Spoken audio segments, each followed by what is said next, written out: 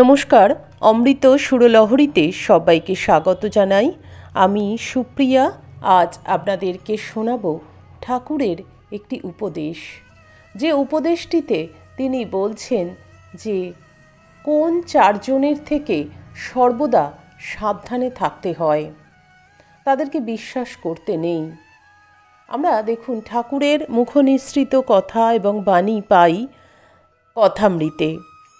শ্রীম এই ঠাকুরের মুখনিসৃত কথা এবং বাণীগুলোকে এত সুন্দর করে বর্ণনা করেছেন। আর ঠাকুর ছিলেন উপমার রাজা। ঠাকুর আমাদের ঘরের প্রত্যেকটি ছোটোখাটো জিনিস দিয়ে উপমা দিয়ে দেখিয়ে দিয়ে গেছেন কোন কাজটি করতে হয়, কোন কাজটি করতে নেই।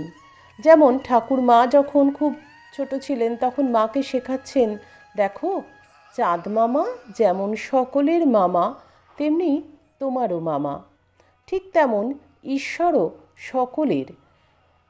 ঈশ্বরকে ডাকবে, ডাকতে ডাকতেই তার দেখা পাবে। এই যে ঈশ্বর সকলের জন্য, এটা কিন্তু আমরা ভুলে যাই। আমরা সেই ঈশ্বরকে নিয়েই কেউ বলছি আল্লাহ, কেউ বলছি গড, কেউ বলছি আমরা ভগবান। তো এই ভগবানকে নিয়ে আমরা টানাটানি করি। ঠাকুরের এই সহজ কথাগুলো আমরা নিতে পারি না।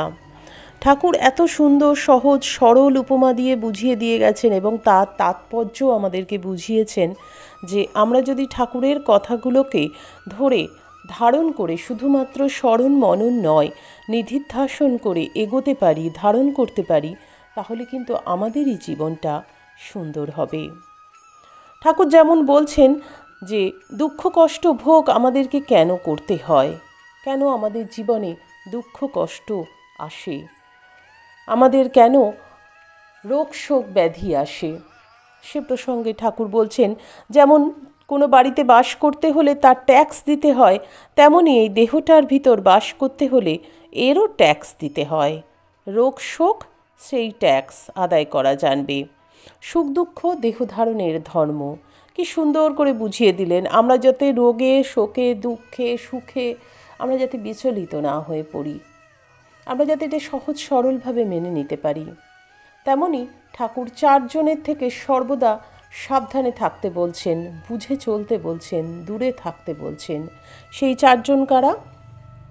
ঠাকুর বলছেন এই কয়েকটির কাছ থেকে সাবধান হতে হয়। প্রথম, বড় মানুষ, তাদের অনেক টাকা লোকজন, মনে করলে তোমার অনিষ্ট করতে পারে, তাদের কাছে সাবধানে কথা কইতে হয়। হয়তো যা বললে সায় দিয়ে যেতে হয়, অর্থাৎ তাদের কাছে তাদের বিরুদ্ধে আচরণ করতে নেই, যা বলবে সায় দিয়ে যেতে হবে। তাদের বিরুদ্ধে আচরণ করতে গেলেই কিন্তু আমরা বিপদের সম্মুখীন হয়ে যাব। আমাদেরকে তাহলে কি করবে? কোনো অনিষ্ট করার চেষ্টা করবে, লোকজন লাগিয়ে দেবে পিছনে। দ্বিতীয়, ঠাকুর বলছেন কুকুর, যখন কুকুর তেড়ে আসে কি ঘেউ ঘেউ করে, তখন দাঁড়িয়ে মুখের আওয়াজ করে তাকে ঠান্ডা করতে হয়। কুকুর যখন ঘেউ ঘেউ করে বা তেড়ে আসে, তখন তাকে যদি আমরা একটা লাঠি উঁচু করে তাড়াই, হয়তো চলে যাবে ভয়তে, তারও প্রাণের ভয় থাকে। আবার এমন যদি খ্যাপা কুকুর থাকে, তখন ঠাকুর বলছেন যে দাঁড়িয়ে মুখের আওয়াজ করে দাঁড়াতে হয়। আমি যদি পালানো শুরু করি তাহলে সে কিন্তু পিছন পিছন দৌড়বে। তাই বলছেন যে তাদের থেকেও সাবধানে চলতে হয়। আমার এক আত্মীয়ের এমন একটি ঘটনা ঘটেছিল, একটা কুকুর বাড়িতে, সে কুকুরটা কিন্তু বাড়িতেই থাকে, জানা শোনা, হঠাৎ একদিন সেই আত্মীয়ার ওপরে কুকুরটা ঝাঁপিয়ে পড়ল এবং তার পেটে হাতে বিভিন্ন জায়গায় কামড়ে খাঁচড়ে মাংস তুলে দিয়েছিল। তার মরমর অবস্থা হয়ে গেছিল। বর্তমানে সে এখন ভালো আছেন, কিন্তু যে অবস্থায় গিয়ে পৌঁছেছিল সেখান থেকে আমারও অভিজ্ঞতা হয়েছে যে কুকুরকে কখনো বিশ্বাস করতে নেই। তাদের সঙ্গে যেমন বলে কুকুর প্রভু ভক্ত, সেটা যেমন ঠিক কথা, আবার কখন যে খেপে যাবে কেউ বলতে পারে না। কেউ যদি মনে করুন কুকুরের পিছনে কনস্ট্যান্ট লাগতে থাকে, তার লেজটা ধরে টানলো, হয়তো কোনো বাচ্চারা তার লেজটা ধরে টানছে, তাকে বিরক্ত করছে, তাকে ভীষণ মানে টর্চার করছে, তখন কিন্তু কুকুর খেপে যায়। এই কাজগুলো কখনো কুকুরের সঙ্গে করা উচিত নয়, যতই পোষা কুকুর হোক।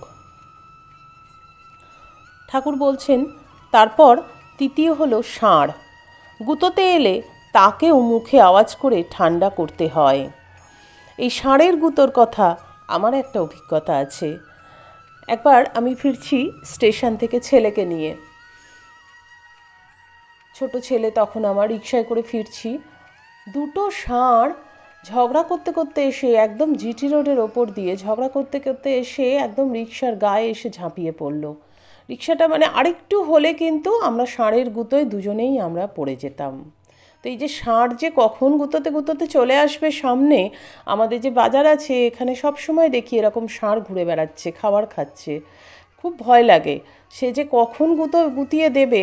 আমার আরেক আত্মীয়কে এরকম ষাঁড় বাজারের মধ্যে গুতিয়ে দিয়েছিল, যার ফলে তার পা ভেঙে গিয়ে তার কোমরে লেগে সে সারা জীবনের মতন পঙ্গু হয়ে গেলেন প্রায়।